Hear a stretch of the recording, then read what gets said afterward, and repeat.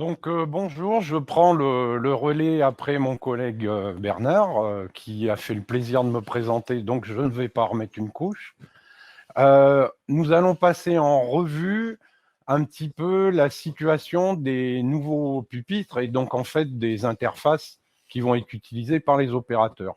Donc ici, nous avons un exemple qui va nous permettre de faire un certain nombre de manipulations.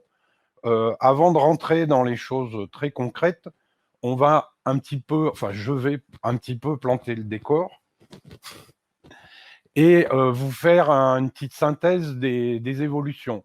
Donc, vous voyez sur le slide de PowerPoint, donc sur la gauche, la situation qu'on peut considérer comme actuelle, où on a un certain nombre de pupitres associés à un certain nombre de tableaux de commande machine, et le tout lié à l'environnement de la 840 DSL.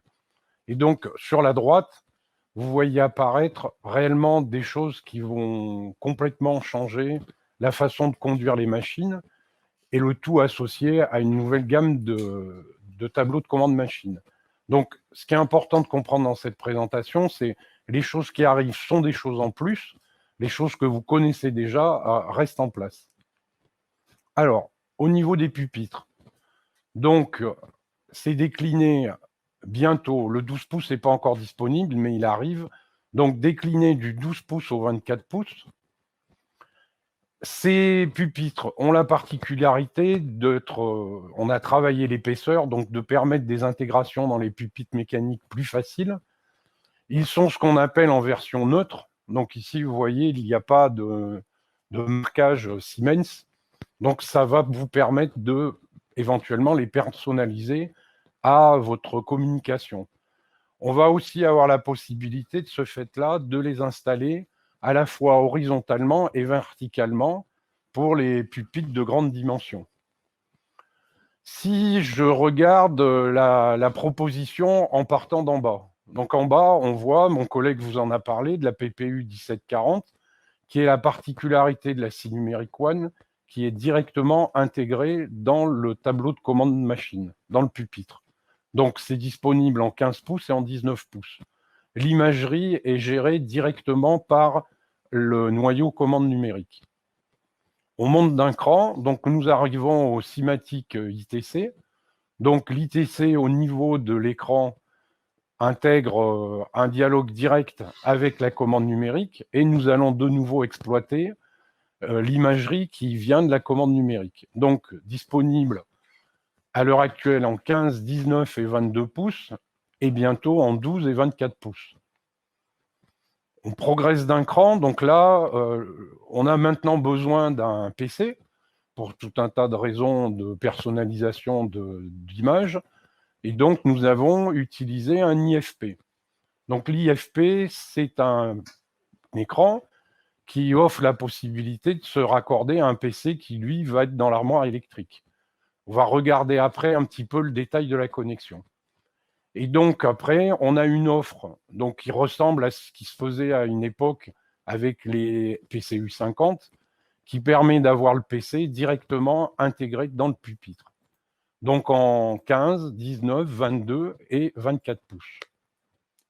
Alors, on va regarder un petit peu le cas particulier des IFP. Donc ça, c'est l'IFP actuel, dans le fonctionnement actuel. Premier cas de figure, le PC se trouve dans l'armoire électrique et la distance entre le PC et l'écran de la machine est inférieure à 5 mètres. Donc vous aviez une connexion directe. Ça ressemble furieusement à ce qu'on va voir avec un PC et un écran sur un bureau. Quand on s'éloignait, vous passiez ce qu'on appelait en IFP Extended V1, et là, vous aviez de nouveau un boîtier qui vous permettait d'aller jusqu'à 30 mètres suivant le type de connexion que vous choisissiez. Ça fonctionne très bien, il n'y a pas de souci. Un petit peu un inconvénient, c'est qu'on se retrouve avec quand même plusieurs câbles à passer entre l'armoire électrique et le pupitre. Donc là, grosse évolution. On va passer en IFP Extended V2. Et là, l'intérêt, c'est que on a un boîtier qui traite la totalité des signaux. Et donc après, on a un seul câble qui va vers le pupitre. Et la longueur maximum est de 100 mètres. Donc c'est quand même une grosse c'est une grosse amélioration. Maintenant, au niveau de l'environnement de commande de la machine, on va pouvoir faire des choses soit standards, hein, donc on a une offre catalogue, donc vous pouvez l'utiliser directement, mais on va aussi avoir la possibilité de faire des choses très personnalisées. Alors, par rapport aux anciens tableaux de commande machine, on va avoir des évolutions très notables. Donc, sur les anciens tableaux de commande machine, on avait des boutons, et puis en dessous de chaque bouton, on avait une LED qui indiquait si le bouton était actif ou pas. Donc ici, on va un peu changer de monde. Et donc ici, vous allez avoir la possibilité d'avoir donc de la boutonnerie qui ne vous perturbe pas par rapport à l'environnement qu'on a connu. Mais au niveau de la signalétique, ça va être une boutonnerie plus personnalisable, dans le sens où le fait que le bouton soit actif ou pas, donc, est fait dans le bouton lui-même, c'est des LED intégrés. Et ici, vous allez pouvoir bénéficier de différentes couleurs. Donc, vous pourrez avoir des couleurs, du blanc, du vert, du rouge, voire même des variantes en orange ou des choses comme ça. Donc, ce qui est clair, c'est sur la partie personnalisable par le constructeur machine, on va avoir beaucoup plus de liberté et plus de modalité. Excusez-moi. Alors, après, donc ça va aussi, Siemens va offrir la possibilité de prendre en besoin vos besoins particuliers. Donc, vous pouvez les exprimer auprès de nos commerciaux. Et à partir de là, on sait vous bâtir des pupitres qui vous sont entièrement personnels à partir d'éléments standards. C'est un petit peu ce qui est expliqué sur cette diapo, où sur la gauche, on voit les différents éléments qui sont disponibles. Donc, quelque part, le catalogue des éléments séparés les uns des autres. Et ce qui fait que sur la droite, on va pouvoir déboucher soit sur une offre standard, soit sur des choses qui vous seront complètement personnelles.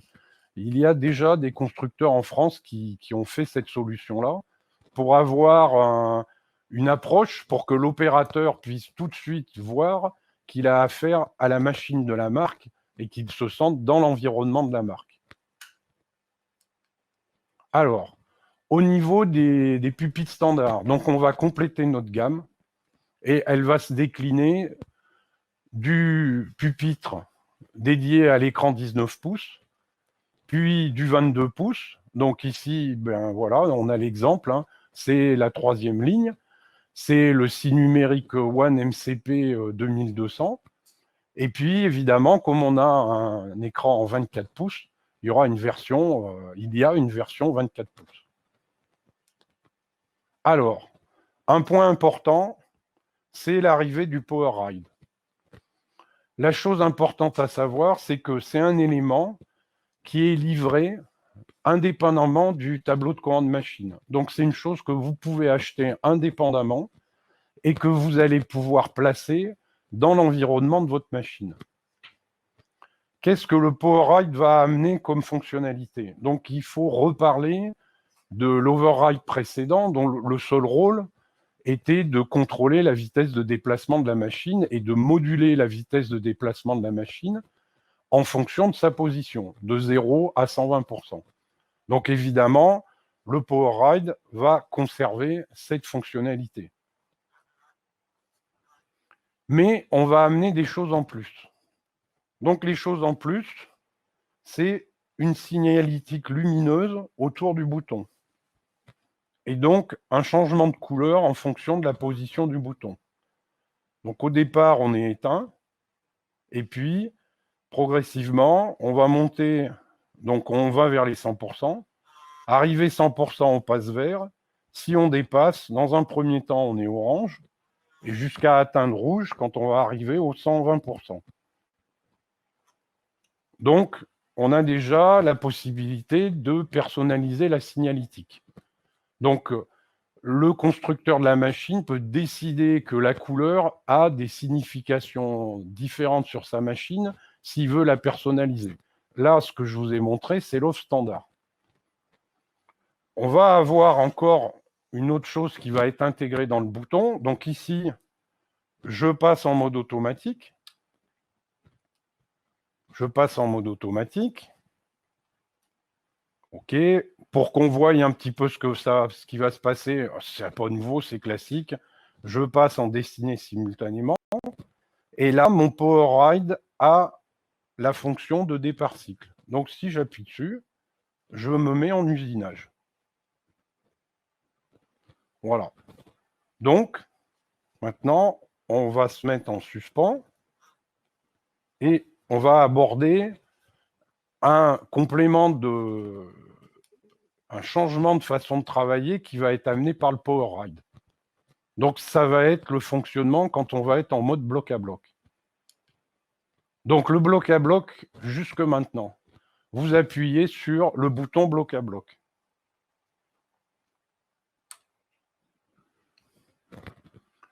Et puis, vous deviez vous-même ramener l'override à 0. OK. La machine s'arrêtait en fin de bloc. Vous deviez passer la main sur le départ cycle, appuyer sur le départ cycle, passer la main sur l'override, tourner l'override pour déclencher le déplacement de la machine. Une fois que le bloc était terminé, c'était à vous de ramener l'override à 0 et de recommencer le processus. Là, maintenant, le PowerRide va un peu changer, pas un peu, va beaucoup changer les choses et beaucoup simplifier les choses. Donc, je vais vous en faire une démonstration. Donc, nous sommes, je vais relibérer. On va se remettre en travail normal. Voilà. Ma machine est en usinage. Donc, pas de souci particulier. Et puis, je décide de passer en mode bloc à bloc. Donc, j'active le bloc à bloc. En fin de bloc, voilà, la machine s'est mise à l'arrêt. Elle m'indique qu'elle est en arrêt mode bloc par bloc. Et au niveau de mon override, je vois que la bande verte s'est éteinte, donc il est passé à 0.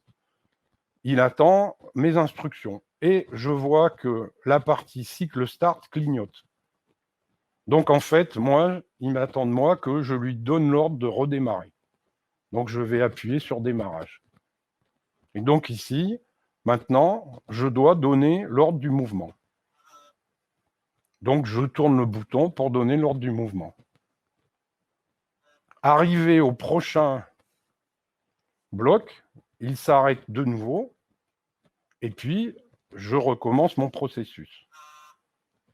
Donc on voit que là, j'ai une façon très sûre de travailler. Je suis réellement dans les règles. Les règles, c'est quand je suis en bloc à bloc, à la fin de chaque bloc, je dois m'arrêter, mais ça, c'est pas nouveau, c'est la scène qui le faisait déjà. L'override revient à 0 tout seul, je dois rappuyer sur départ cycle et je vais rouvrir le déplacement de l'override. Alors, des petites choses que je n'ai pas montrées qui sont aussi sympathiques, c'est que le bouton, alors évidemment là vous ne pouvez pas le sentir, est doté d'une fonction de vibration. Donc sur les positions spécifiques 0, 100% et 120%, vous avez une vibration. Une autre sécurité est que si vous tournez sans vous arrêter, vous êtes limité à 100%. Pour aller au-delà de 100%, il faut s'arrêter et il faut repartir la rotation. Donc voilà, je pense que j'ai essayé de vous montrer les points principaux de l'override et que c'est quelque chose qui va vraiment changer la façon de conduire les machines. Point suivant, le HT10. Donc le HT10, le voilà. C'est le remplaçant du HT8. Donc ici, nous allons passer avec un écran en 10 pouces 4. Donc il faut un peu imaginer les choses. Il y a 20 ans, un écran en 10 pouces 4, c'était l'écran principal. Maintenant, en fait, un écran en 10 pouces 4, ça devient le deuxième écran de la machine.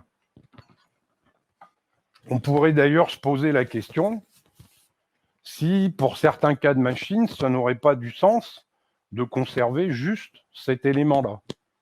sachant qu'on le livre soit en câble spiralé, soit en câble droit, avec un système de déconnexion à chaud. Les caractéristiques principales, donc écran 10 pouces 4, écran multitouch, donc fonctionne comme une tablette. Comment prendre le contrôle du pupitre? C'est très facile, je pose le doigt dessus et j'ai une demande de prise en charge. Une fois que la prise en charge est faite, on voit que l'imagerie devient beaucoup plus brillante. Un autre détail, on voit ici que le tableau de commande machine principal se met à clignoter. Donc là, c'est un signal, c'est pas obligatoire, c'est une fonction qu'on active qui indique à l'opérateur qu'il est passé sur le pupitre mobile et que donc il n'a plus le contrôle du panneau principal. Donc après, au niveau de l'utilisation du HT10, on va trouver évidemment l'arrêt d'urgence, on va trouver l'homme mort, on va trouver une petite fonction sympathique qui est cachée ici, qui est un port USB, et puis on va trouver les classiques départ cycle, contrôle d'axe, et puis potard, qui lui n'est pas un override, malheureusement il n'y a pas la place, qui est, malheureusement pas un power ride, mais qui est un override classique. Et puis la manivelle en option. Comment je fais pour m'en servir? En fait, parfaitement comme sur le pupitre principal. Donc tout va se dérouler de façon tactile. Ici, je passe en manuel.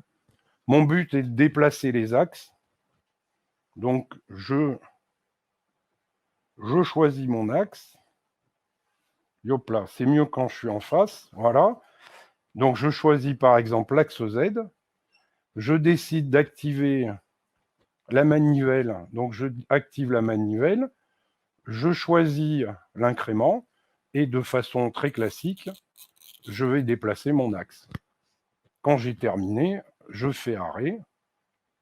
Je désélectionne la manivelle. Je désélectionne l'axe. Hop là. Voilà. Donc, un exemple de pilotage du HT10. Qu'est-ce qu'on va trouver comme autre fonctionnalité? Bien, en fait, on va trouver toutes les fonctionnalités qu'on a besoin dans une conduite machine. Alors, des petites choses sympas. Si la barre de conduite, vous préférez la voir de l'autre côté de l'écran, vous pouvez la basculer de façon toute simple. Et après, on va trouver toutes les zones de fonctionnement classiques. Donc, on peut aller dans la gestion des outils. Donc, on voit ici, il y a la notion du multitouch où on va pouvoir déplacer avec le doigt la table d'outils. On peut tout à fait aller dans la gestion des programmes.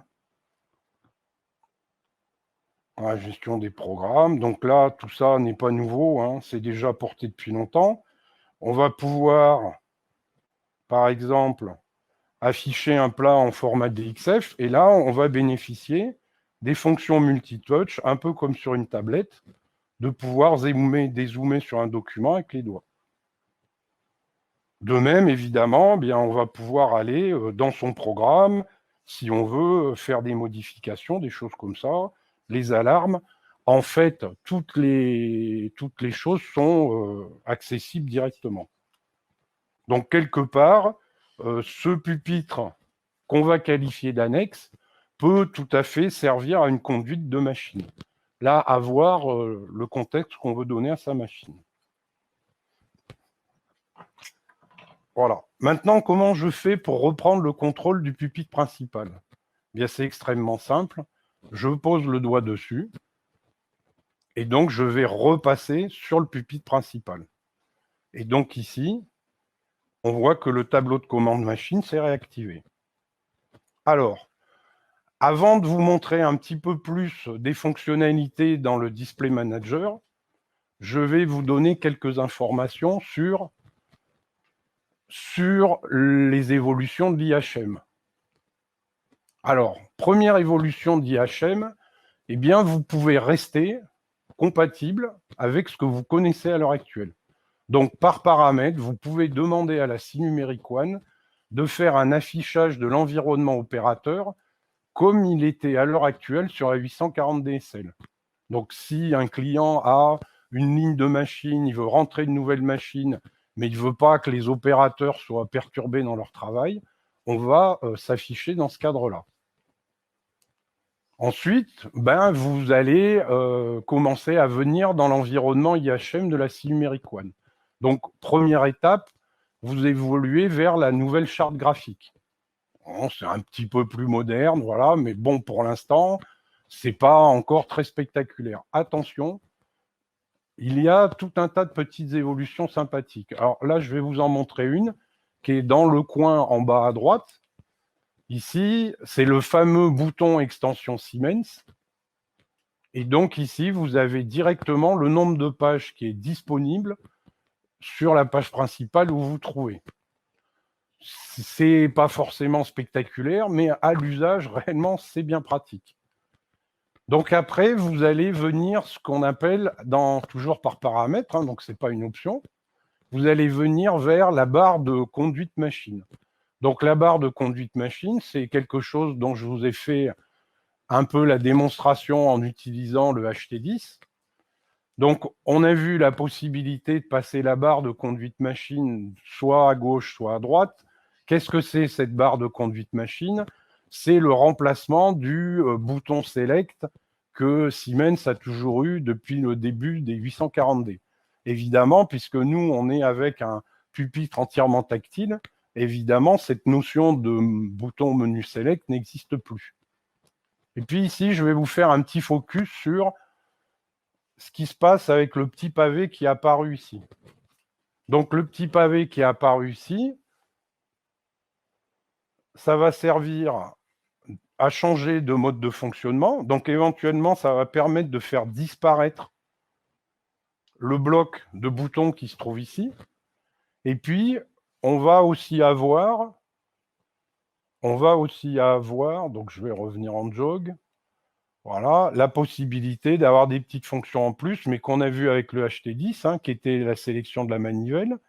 Et puis, on a des petits boutons en plus, par exemple, l'accès à l'aide interactive, des choses comme ça. Étape d'après, vous allez passer ce qu'on appelle au widget. Donc, en fait, vous avez l'idée, c'est de complémenter les informations qui vont être données à l'opérateur. Donc, on a les informations de base de la commande numérique, plus sur la gauche, un bandeau qui apparaît et qui donne des informations complémentaires. Donc, nous, ici, quand on est en Display Manager, c'est un petit peu plus ramassé, mais le principe reste le même.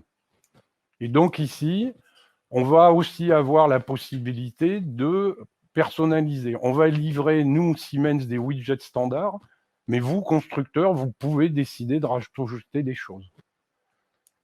Et puis, important, c'est de temps en temps, les gens veulent peut-être être plein écran et pas avoir ces infos complémentaires. On va avoir un petit bouton qui permet d'ouvrir et de fermer cette zone-là. Étape d'après, là, on va arriver sur le Display Manager. Le Display Manager est une option. C'est quoi l'idée? En fait, l'idée, c'est, OK, vous allez installer un écran de 22 pouces, vous allez installer un écran de 24 pouces, mais ce n'est pas forcément utile d'avoir les infos de base machine en très très grand. Donc, ça va permettre d'amener des informations complémentaires. Les informations complémentaires, ça peut permettre de retirer des écrans qui ont été rajoutés en plus sur la machine. Donc, on va pouvoir intégrer des caméras. Ici, oui, alors, ce que j'ai oublié de dire, version horizontale ou version verticale. Et donc, au niveau de l'intégration des écrans, on va pouvoir avoir des choses comme des informations qui viennent d'autres sources. Ça peut être, je vais vous montrer ici, donc de la documentation PowerPoint, avec ici la possibilité d'aller chercher où j'ai rentré la documentation, un petit peu comme on le ferait sur son propre PC. On va pouvoir avoir le clavier alphanumérique si on veut supprimer le clavier réel et de passer entièrement en une conduite machine sur écran tactile. Et puis ici, un petit bouton donc, qui s'appelle EMI MCP, et lui, il va permettre de rajouter des fonctions du tableau de commande machine physique. Donc, de nouveau, l'idée, c'est de se diriger vers un environnement de plus en plus tactile et de plus en plus multitouch. Mais tout ça n'est pas une obligation, hein. Comme on le voit ici, on peut tout à fait décider de marier le monde tactile avec le monde physique. Ici, je décide de conserver un clavier physique complet. Mais effectivement, si moi je veux aller éditer un paramètre, ici, j'ai demandé l'activation du pavé virtuel. Alors, ça, c'est à savoir, des fois, il y a des opérateurs qui sont gênés par cette double chose. Donc là, on peut décider de verrouiller le clavier virtuel, et donc il n'apparaîtra plus. Donc l'opérateur se servira que de son clavier physique. Donc vraiment, l'idée, c'est de marier les deux mondes. Alors, qu'est-ce qu'on va encore voir aussi, qui va être pratique? C'est qu'ici, on va permettre, donc l'opérateur, pas de paramètres, rien à régler, de basculer de la droite vers la gauche ou de la gauche vers la droite. Donc on va s'adapter aux droitiers et aux gauchers. Ça, c'est réellement une grande avancée, hein, parce qu'il faut quand même un peu le dire que le monde des gauchers n'était pas très pris en compte dans les interfaces de machine. Ici, vous allez pouvoir aussi décider que vous voulez repartager l'écran sous une autre forme. Donc, on a quand même beaucoup de possibilités qui vont être offertes directement à l'opérateur. On va même aussi pouvoir se connecter à des choses externes. Donc ici, je vais aller sur le web. Donc là, je suis en train de rechercher une page adresse, voilà. Donc, bon, ça n'a rien de particulier à voir, hein, c'est un site web pris un peu au hasard. Et donc, cette chose-là, ça va vous permettre aussi d'être à la fois présent sur la machine, mais connecté à votre environnement. Vous pouvez prendre aussi le contrôle à distance d'un autre PC. Donc, vous étiez au BE, vous descendez à l'atelier, vous arrivez devant la machine, et en fait, vous vous rendez compte qu'il vous manque des informations. Eh bien, depuis cet écran-là, depuis la machine, vous allez pouvoir aller récupérer les informations. Donc, c'est vraiment, pour moi, hein, c'est vraiment une nouvelle façon de conduire les machines. Et vraiment dans un environnement à la fois qui peut être familier ou qui débouche vraiment sur un fonctionnement comme sur une tablette.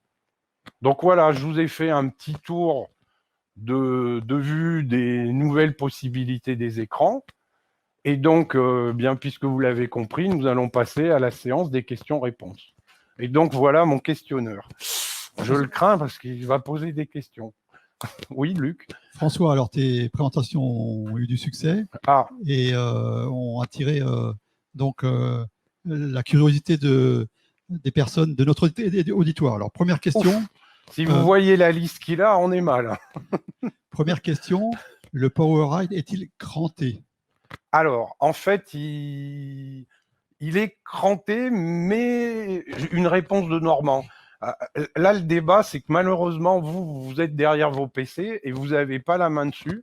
Et si vous aviez la main dessus, effectivement, vous sentiriez qu'il est cranté, mais ce n'est pas fait à la façon de l'override. Mais effectivement, et donc, le gros avantage, voilà, par exemple, moi, je sais que je suis à 100%. Pourtant, je regarde Luc. Je sais que je ne suis plus à 100%. Je sais que je suis à 100%. Donc, on a des informations tactiles qui remontent directement.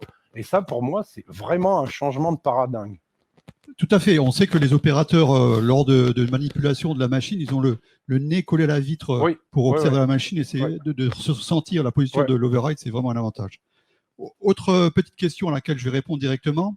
Le HT8, a priori, va être remplacé par le HT10, mais la question est, est-ce qu'il va rester sur le marché? Alors, la réponse, elle est la suivante. En fait, le HT8 va rester sur le marché tant qu'on aura la 840 DSL sur le marché. Sachez aussi, si vous ne l'avez pas noté, que le HT10 peut être utilisé aussi sur la 840 DSL à partir de la version logicielle. Est-ce que le HT10 est disponible en version sans fil? Ah, alors ça c'est une sacrée question et je demande le joker.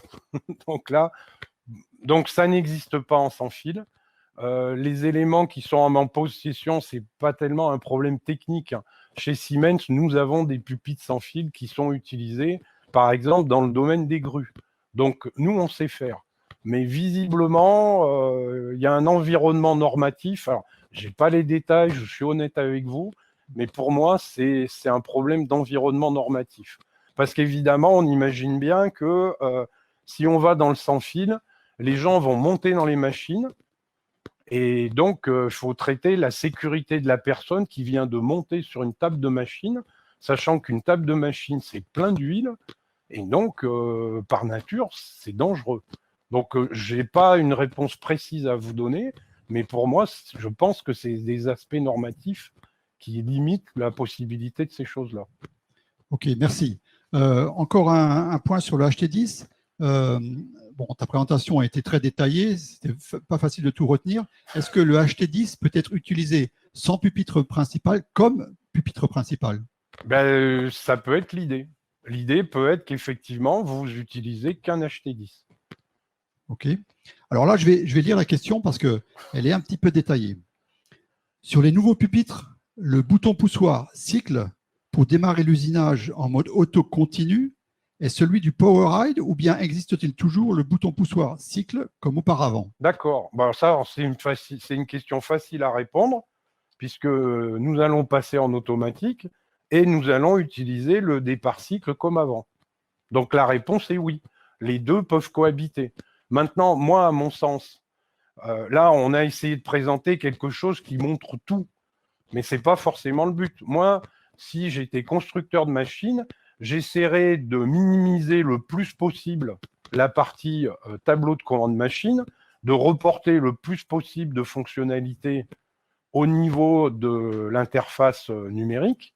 Et donc, évidemment, tout le pavé qui est là peut disparaître, hein, puisque le départ cycle va être fait par le PowerRide. Et puis, eh bien, ici, on voit que je vais pouvoir aussi utiliser toute cette zone-là. Donc, c'est une question d'ergonomie de machine. C'est des choses à voir, mais nous, c'est ouvert. Vous pouvez aller dans la direction que vous voulez. Très bien. Encore un petit mot là, dans ta présentation. Il y a un point qui est souvent utilisé par nos clients pour la partie développement IHM, c'est WinCC. Donc, si un client fait un développement WinCC, est-ce que le développement WinCC peut-il être visible sur le HT10?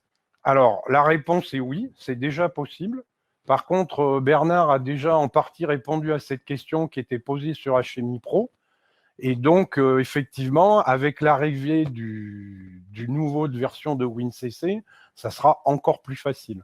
Ça sera encore plus intégré. Mais c'est déjà possible. À noter qu'on peut faire de l'easy screen hein, pour les gens qui veulent faire des choses simples. OK. Ensuite, tu as parlé du VNC Viewer. Le VNC Viewer permet-il de prendre la main sur l'écran de la scène à distance? Alors attention, il ne faut pas mélanger VNC Viewer dont le but est d'aller vers un PC externe et donc le télédiagnostic qui est de l'externe venir prendre le contrôle de la machine. Donc, réponse oui, mais ce n'est pas cette fonctionnalité-là qu'il va falloir activer. Très bien, ben voilà, c'était la liste des questions, merci. Voilà. Donc, il me semble que c'est l'heure de la pause. Et donc, je n'ai plus l'horaire exact en tête, mais je crois que nous nous retrouvons dans 5-10 minutes. Il me semble que c'est à 10h30. Voilà, à tout de suite.